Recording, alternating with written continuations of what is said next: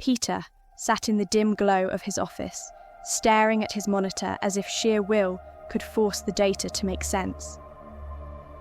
"There's just nothing there," he muttered, running a hand through his thinning hair. On the screen, the Boötes Void stared back at him, black, infinite, and uncaring. It didn't matter how many filters he applied, how many detection techniques he tried, or how many wavelengths he scanned. The void was exactly what its name implied. Void. This maddening mystery had gripped Peter since he was 10 years old, when his father had given him his first telescope. Back then, he'd been just a kid with an insatiable curiosity, pointing his telescope at the night sky and dreaming of uncovering its secrets. The Boötes Void had caught his eye early on, an enigmatic blotch in the cosmos where there should have been thousands of galaxies. Instead, there were only 60. It was vast, spanning hundreds of millions of light years, and it defied everything scientists understood about the distribution of matter in space. Peter's obsession with the void had driven his career. By 33, he was a respected astrophysicist, with multiple papers published on the topic. Yet, despite all his efforts, the void remained stubbornly inscrutable. Space followed rules: mathematics, physics, the cold predictability of natural laws.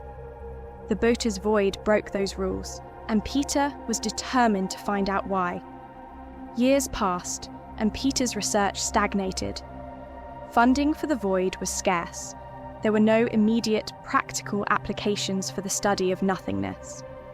To keep his projects afloat, Peter had to divert his attention to other fields, a compromise that grated on him. Then came the gravitational waves. Gravitational waves were a promising new frontier in astrophysics.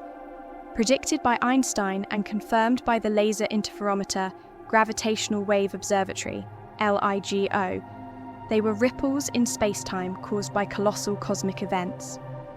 Peter found the research surprisingly engaging, and it sparked an idea.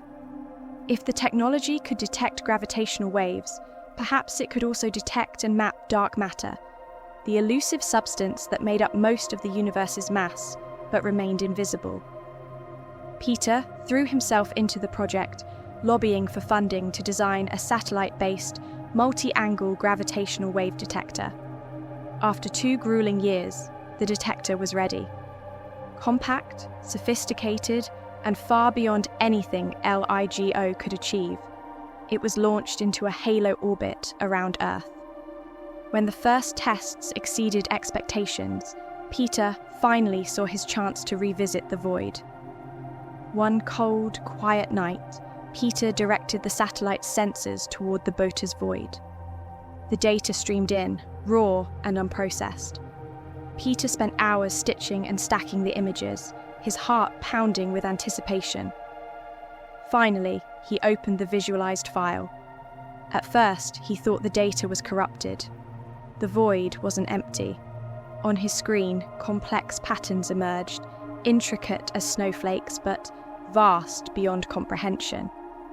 There were lattices and honeycomb-like structures, their forms so precise they could only have been crafted by an intelligence far beyond human understanding.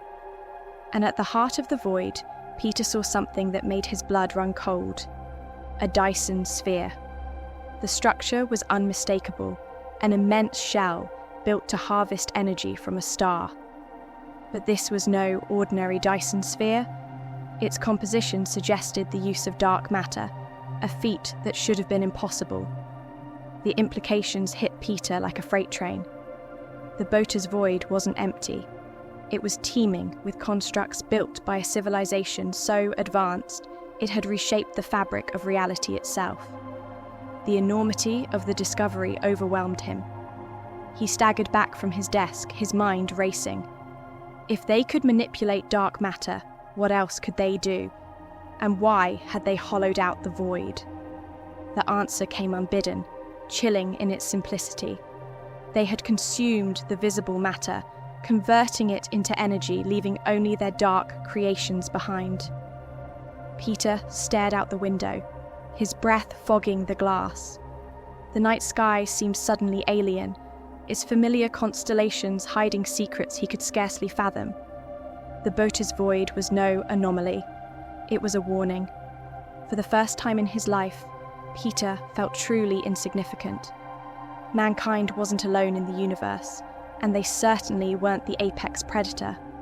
Somewhere out there in the darkness was a force capable of reshaping galaxies, and they had already begun. Peter shut down his computer and left his office, his hands trembling. The night felt colder than it had any right to be. As he walked home, the stars above seemed to watch him with an unsettling awareness, their light dimmed by the weight of a truth he wished he hadn't uncovered.